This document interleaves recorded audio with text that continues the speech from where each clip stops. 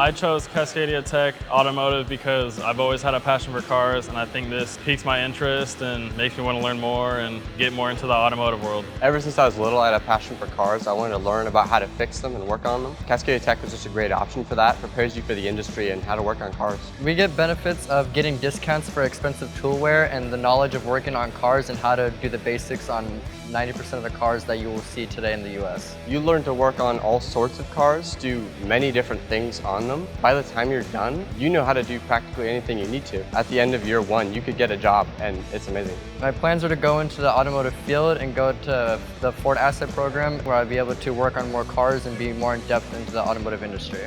I plan to get a job at a dealership and then work my way up the ladder to own my own dealership.